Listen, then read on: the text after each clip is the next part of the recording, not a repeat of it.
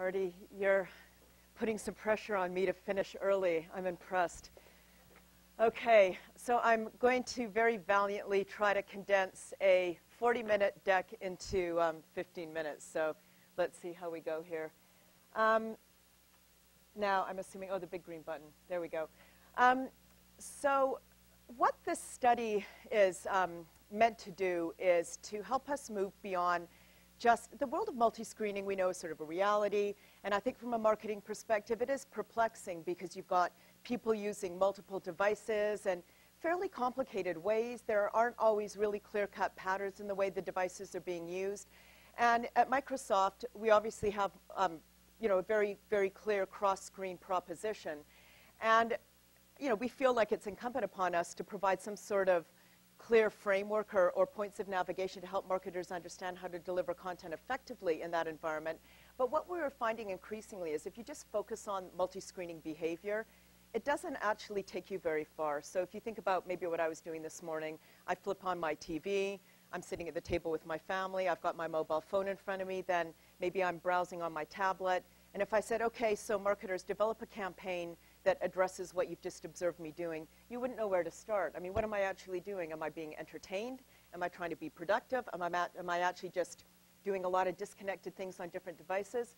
So what really motivated this study was to move beyond just trying to map the behavior that we're observing in the multi-screening world and to actually dig down deep and understand what's motivating these behaviors. Why are people actually using these different screens? Are they trying to accomplish something? Is there some sort of grand scheme that's underlying all of it? And the wonderful thing about doing consumer research is you find that humans are predictable. I mean, there usually are patterns and motivations or needs that are driving the behaviors. So what I'm going to do today is give you a whistle-stop tour of the 4 motivational pathways. We actually say, oh, I changed it. At one point it said behavioral pathways. I was like, no, it's actually the opposite of that. The observed behaviors, but then we dig down deep to understand what's motivating them. So 4 behaviors that I'm going to take you through today. So we did this research across a number of different countries. I'm going to go through this super quickly. So US, UK, Australia, Canada, Brazil. We threw in an emerging market. Would have loved to have done more. Probably will extend this study to China and some Asian markets next year. But it's always interesting to compare emerging to developed. But the behaviors and the motivations were surprisingly similar. We did qualitative research because we had to understand what those motivations were, difficult to do with quantitative research, then validated through quantitative research to make sure that what we were seeing actually scaled. Okay, so we don't need to probably see a definition. So 4 pathways. I'm going to go through them fairly quickly now, and I'll dwell on them a little bit as I pass through the presentation. The first pathway is what we call content grazing. Content grazing is an interesting one. It is the dominant multi-screening pathway that we observed.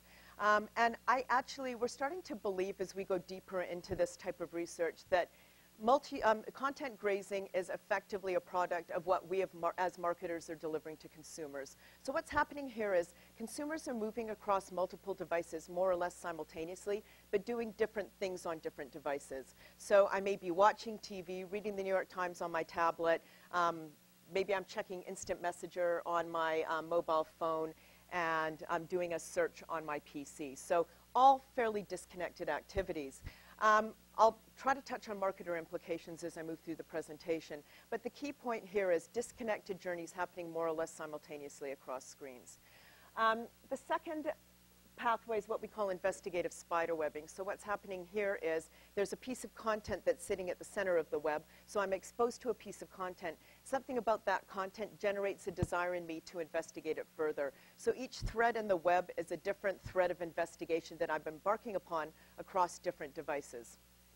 The second type of spiderwebbing we call social spiderwebbing. So it's a similar pattern, but it's not so, the investigative spiderwebbing, solitary, this is social. So again, I see a piece of content, something about that content drives me to want to share and connect it. So each thread in the web is a different thread of social communication that I'm engaging in across different devices through different platforms. Finally, quantum journey is quite distinct because what's happening here is I'm trying to accomplish something.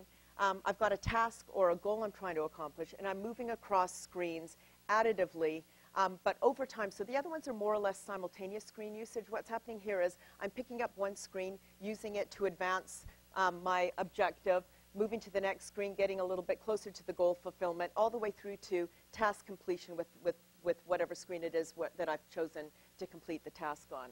So that's a bit of a behavioral description. I'll go into a little bit deeper now and talk more about what's underlying these behaviors. Okay, so content grazing. I've given you an example of what, basically this disconnected journey, separate journeys across different screens. So when you talk to consumers and you say, so why are you doing this? You get kind of the classic consumer example, which is, I'm fundamentally just sort of distracted and not really engaged by any piece of content, but they call it multitasking.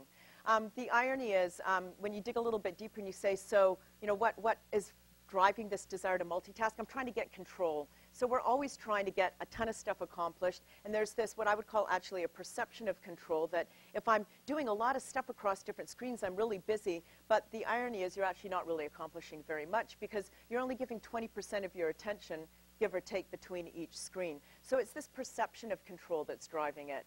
But fundamentally what's happening is, when you think about the way we're delivering content in this multi-screen universe now, we are kind of driving content separately on each screen. You have your TV campaign, you have your mobile campaign, you may have your tablet campaign, but we're actually delivering content in a fairly compartmentalized way. And I think until we start driving content fluidly in a much more experiential way across screens, we will probably be creating content grazers. So I think it's an artifact of the way we're delivering content. But one of the key questions that we get when we present this to our customers is, all right, so this is a reality. How do we manage this from a marketer perspective? Okay, so in a lofty, perfect world, you start delivering genuine, experience-driven multi-screen campaigns, which is, more or less practical for, different customers. For some customers, they don't really have the bandwidth to do this right now. So one of the things that we're recommending is that you use content grazing. Again, consumers are in a distracted mindset. So what you're ultimately trying to do here is land bite-sized, intuitive pieces of content that maybe ignite a latent need that drive consumers down some of these other pathways that I'm going to talk about. So, you think about TV. TV is a classic vehicle for igniting a latent need. So I may not think I need a laundry detergent, but suddenly, this great new product's been flagged to me, and then that can be the launch pad that launches, that drives consumers down some of these more immersive pathways that I'm going to talk about. Investigative spiderwebbing. So to me, this is a really big one from a brand perspective. I think there's a lot of rich territory here for marketers to explore. So again, there's a piece of content sitting at the center of the web. So let's say, I'm watching, TV at 7 o'clock prime time, and I see I'm thinking, gee, I kind of want to go away for a weekend break. Great flight deal on BA, Club World to London from JFK. Wow, that looks like, that's a pretty good deal. Let's say it's like, $1,500 realistically.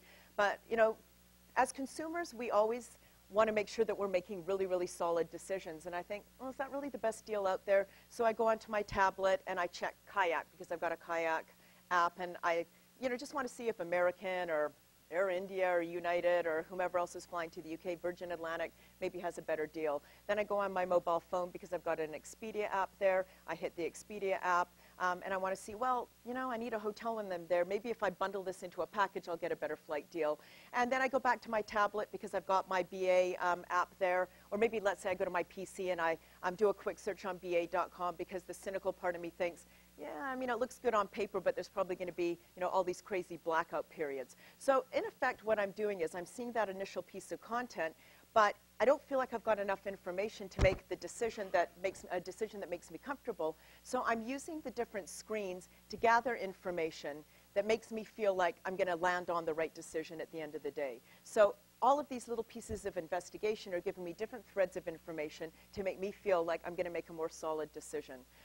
So that's one element of investigative spiderwebbing. And again, this is about me wanting to be in control of the decisions I make. And we have all of these devices and all of these different platforms at our fingertips to facilitate better decision making. So you think as a brand, if you have a consumer that's trying to make a decision whether to buy your brand or go deeper with your brand or consider a product, rather than sort of leaving them to their own volition to pull information across all these different devices unilaterally, why not facilitate that investigation by taking them on a journey and giving them the information they need across these different devices.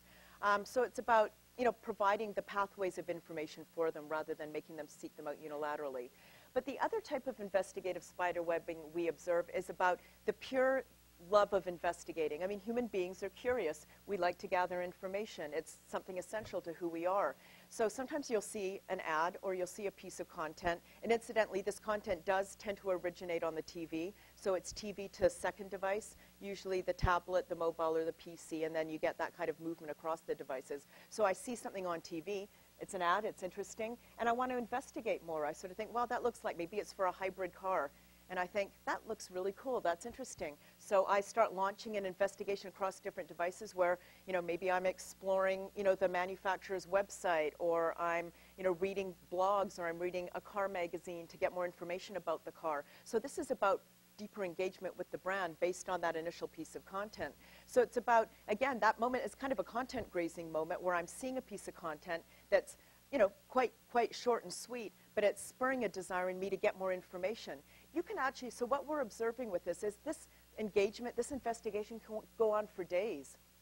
I mean, it might go on for an hour, it might go on for half an hour, but you can actually drive a campaign, and we're actually building campaigns with our customers that drive this investigative spider webbing for 2, 3, 4 days using different, different devices, different devices, but different gaming techniques, different, seeding information in a way that's provocative and interesting and engaging for consumers. So here's, I always forget the order of the slides because I'm constantly swapping them around. But so what, which is a silly thing to do right before a presentation, but you can see that the TV is still the dominant screen that's seeding that initial piece of content at the center of the web. At present, we still see that the PC is the second device that consumers go to when they're launching these investigations, but I'm sorry about that. Increasingly, we believe that second device will become the tablet, and it's because right now we do tend to have our PCs open in front of the TV, not infrequently, but if you don't, and you're in that investigative mindset, you want instant gratification, and you're not going to sit there for 5 minutes waiting for your software to load and your search engine to load and your apps to load. I mean, it could take up to 7, 8 minutes, and consumers want it to be a fluid, seamless experience. And you think about a tablet, it's there, it's ready to go, you can start your search immediately.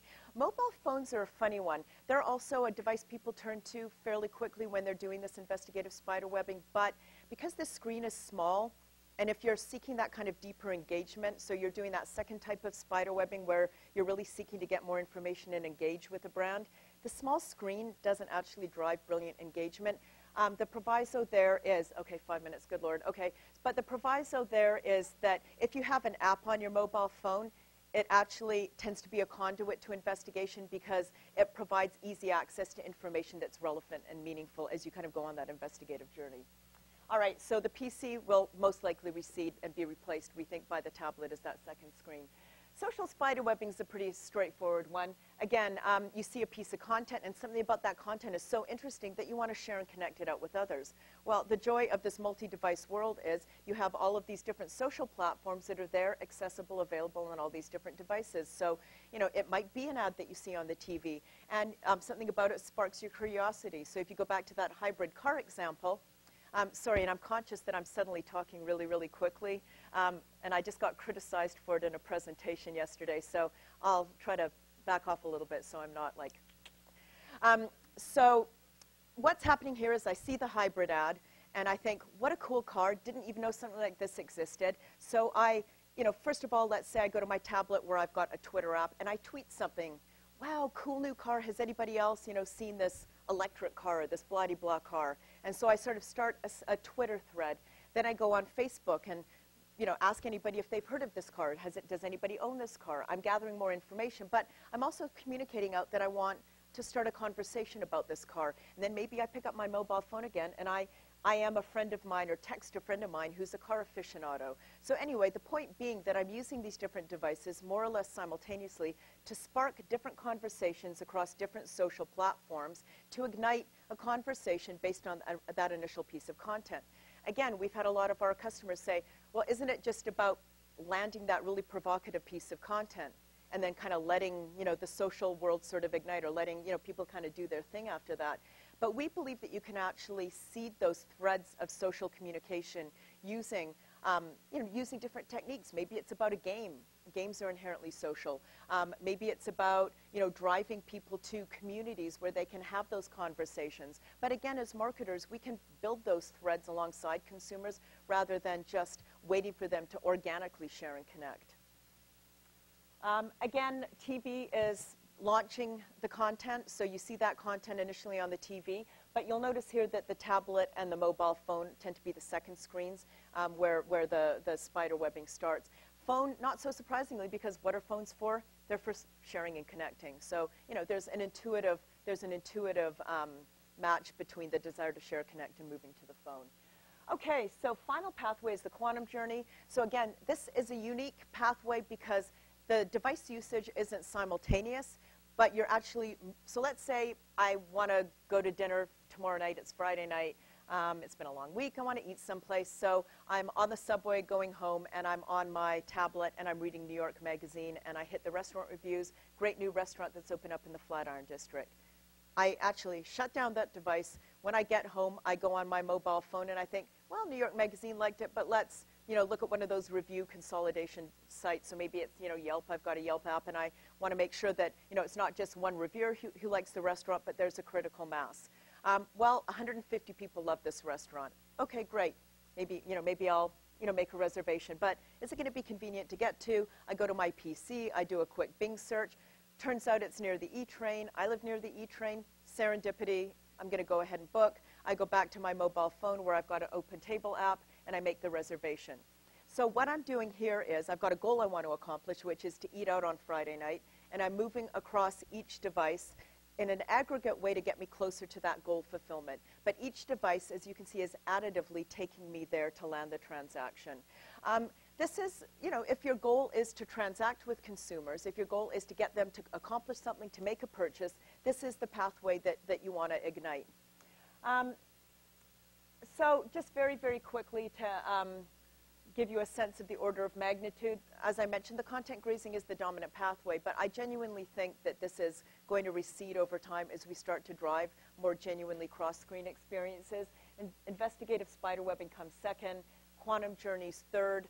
I think those are also going to become much more dominant, but it's also because we are accomplishing tasks through other means. We're not just using our devices. So I think this kind of task completion or goal accomplishment, which we do throughout the day, may involve using different devices, but I think people are still using old-fashioned techniques like picking up the phone and calling, and so we're still seeing that it's not one of the more dominant pathways.